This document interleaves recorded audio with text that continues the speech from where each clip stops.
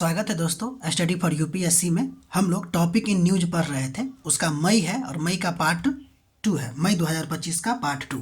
देखिए उसमें जो पहला नंबर चर्चा में एक द्वीप समूह था जिसका नाम था चागोस द्वीप समूह। ठीक है, तो देखिए यह हिंद महासागर में एक द्वीप समूह है जिसमें लगभग 55 से 60 छोटे छोटे द्वीप हैं और एटॉल भी इसमें शामिल होता है। एटॉल क्या होता है? तो कोरल एटॉल होता है। जब हम कोरल का टाइप पढ़ेंगे ना तो उसमें देखेंगे कि एटॉल क्या होता है। वैसे ये ना इस तरह की आकृति होती है, ठीक है, इसको एटॉल कहा जाता है।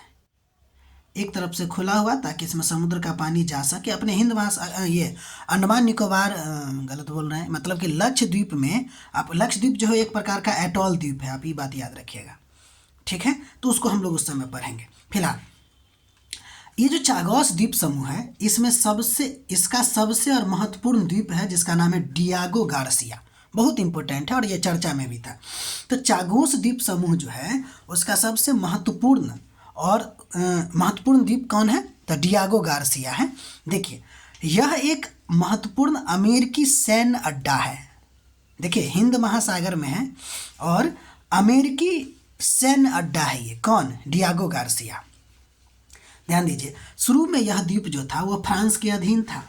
शुरू में यह जो द्वीप था वो फ्रांस के अधीन था और जब 1814 के आसपास ये जो मॉरिशस, चूँकि मॉरिशस जो थे आपको मॉरिशस पे ब्रिटिश का कब्जा हो गया था, तो 1814 के आसपास यह ब्रिटिश नियंत्रण में आ गया था। ठीक है, क्योंकि मॉरिशस पे ब्रिटिश का कब्जा हो गया था। ठीक है, तो सिंपल सी बात है कि इसका द्वीप है क्योंकि इसी का पार्ट है, तो 1814 में आपको मॉरिशस ब्रिटिश के नियंत्रण में आ गया था। ठीक है, अब ध्यान दीजिए 1965 के आसपास ब्रिटेन ने इसे मॉरिशस से अलग कर British Indian ocean territory BIOT बना दिया। ध्यान दीजिएगा, ये जो है चागोस द्वीप समूह वह मॉरिशस का पार्ट है। पहले मॉरिशस के पार्ट में आया करता था। जब 1814 ईस्वी में ब्रिटेन का कब्जा हुआ तो फिर ब्रिटेन का इस पे मतलब इस द्वीप पे ब्रिटेन का कब्जा रह गया। 1965 के आसपास ब्रिटेन क्या किया कि इसको मॉरिशस से अलग करके आपको बना दिया इसको ब्रिटिश इंडियन ओशन टेरिटरी। ठीक, यानी यह जो द्वीप समूह है और उसमें से भी आपको डियागो गार्सिया जो है वह ब्रिटिश नियंत्रण में है, लेकिन यहाँ पे अमेरिकी सैन्य अड्डा भी, यानी कि दोनों मिल के इसका यूज करता है। ठीक, हम लोग आगे बढ़ते हैं। अगला नंबर जो चर्चा में था वो आपको चेनाब घाटी। देखिए चेनाब घाटी क्या? पहली बात तो ये जम्मू कश्मीर में है। यह घाटी कहाँ है? जम्मू कश्मीर में। और दूसरा चेनाब रिवर के यानी कि चिनाब नदी के साथ साथ मतलब कि ये फैला है ना। चिनाब नदी के जो अगल बगल का मतलब पार्ट है वही ना घाटी में आएगा।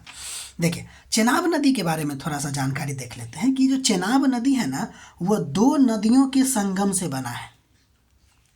एक का नाम है चंद्रा और दूसरा का नाम है भागा। जब ये दोनों मिलता है तो उससे बनता है चिनाब नदी और इसका मिलन स्थान कहाँ है? तो लाहौल स्पीति में। ठीक है, तो ये रहा आपको। हम आगे बढ़ते हैं, चूँकि हम इस घाटी के बारे में पढ़ रहे हैं। तो देखिए इस घाटी में 3-4 क्षेत्र है जो इम्पोर्टेंट वो बता रहे हैं। डोडा, किश्तवाड़ा और रामबन। ठीक है, चिनाब घाटी में ये सब क्षेत्र आते हैं। ठीक है, यहाँ पे कुछ जल विद्युत परियोजना भी चल रहा है चिनाब पे, जैसे रतला या रतले, बगलीहार, सलाल, दुलहस्ती। ये बहुत इम्पोर्टेंट है। अब हम लोग आगे बढ़ते हैं। इसमें देखिए अगला इम्पोर्टेंट बात यह है कि यहाँ पे कुछ समुदाय हैं जैसे डोगरा, गुज्जर, बाकरवाल, और यहाँ पर जो भाषा बोली जाती है चेनाब घाटी में वो आपको बोली जाती है डोगरी, कश्मीरी, उर्दू, भादरवाही, सराजी इत्यादि। ये सब इसकी भाषाएं हैं। ठीक है, उम्मीद है आप लोग इसका नोट बना रहे होंगे। ठीक है, लिखिए, लिखने से ज़्यादा याद भी रहेगी। ठीक है, अब अगला नंबर जो चर्चा में था उसका नाम था न्यू कैलेडोनिया। ठीक है, देखिए ये भी एक द्वीपीय क्षेत्र है, पढ़ते हैं इसके बारे में। ये पहली बात तो है कहाँ? तो दक्षिण पश्चिमी प्रशांत महासागर में है। न्यू कैलेडोनिया जो है आपको कहाँ पड़ता है? तो दक्षिण पश्चिम प्रशांत महासागर में। और यह जो है ना ऑस्ट्रेलिया के पूर्व में और फिजी के पश्चिम में स्थित एक द्वीप समूह है ये लाइन को एकदम ध्यान रखिएगा कि ऑस्ट्रेलिया के पूर्व में और फिजी के पश्चिम में आपको क्या है, यह एक द्वीपीय समूह है। ये जो कैलेडोनिया है ना, है आपको ऑस्ट्रेलिया के पास, दक्षिण पश्चिम प्रशांत महासागर में है, लेकिन यह फ्रांस का एक विशेष क्षेत्र है, यानी कि इस पे फ्रांस का कब्जा है।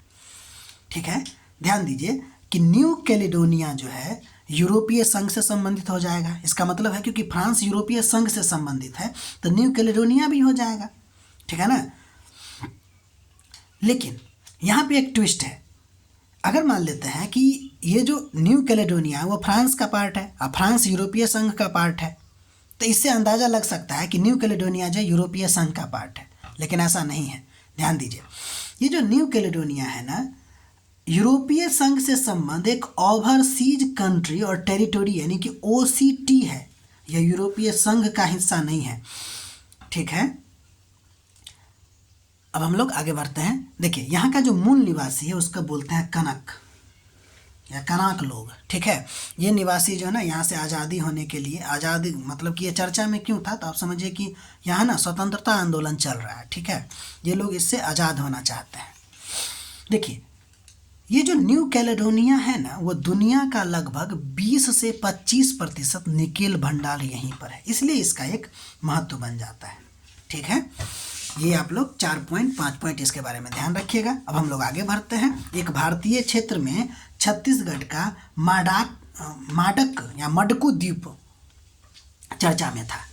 देखिए, पहला बात तो इसके बारे में ये याद रखिएगा कि ये छत्तीसगढ़ के बिलासपुर में, इम्पोर्टेंट बात ये है कि शिवनाथ नदी के मध्य स्थित एक नदी द्वीप है।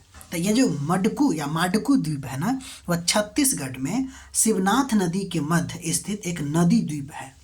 और ये जो शिवनाथ नदी है ना, वो महानदी की एक लंबी सहायक नदी है। ठीक, इम्पोर्टेंट बात यह है कि यहाँ पर ना प्रागैतिहासिक पत्थर के औजार, सिक्के और शिलालेख का खोज हुआ है, इसलिए यह चर्चा में आ गया था। द्वीप पर पुराने मंदिर के अवशेष और मूर्तियां भी मिली है। ठीक है, इस बात को भूलिएगा नहीं। प्रागैतिहासिक काल का उत्खनन मतलब कि प्रागैतिहासिक काल से रिलेटेड यहाँ पे औजार और शिलालेख मिले हैं। अब आगे बढ़ते हैं। ये जो मंदिर यहाँ पे मिला है या मूर्ति यहाँ पर मिली, उसमें शिव पार्वती का मूर्ति, गणेश, नंदी इत्यादि की मूर्ति भी आपको देखने को मिला है। देखिए, ये जो मंदिर यहाँ पे मिला है, यानी कि यहाँ की जो मंदिर वास्तुकला है ना, वो महान कलचुरी राजवंश से मिलता जुलता है। तो ये तो और इम्पोर्टेंट बात हो गया। ठीक, एक और बात ध्यान दीजिएगा कि ये जो माडुक द्वीप है ना छत्तीसगढ़ में, वहाँ पे हर साल फरवरी में एक ईसाई मेला का आयोजन होता है जिसका नाम है महिषी मेला। ठीक, इतना आप लोग नोट बनाइएगा। ये आपको टॉपिक इन न्यू यानी कि प्लेसेज इन न्यूज जो टॉपिक था वो मई 2025 का पार्ट 2 था। हम लोग पार्ट 1 तक पढ़ लिए थे और ये मई का लास्ट है। ठीक है, अब हम लोग आगे और भी पढ़ेंगे प्लेसेज इन न्यूज और भी करंट अफेयर का टॉपिक वाइज हम पढ़ेंगे।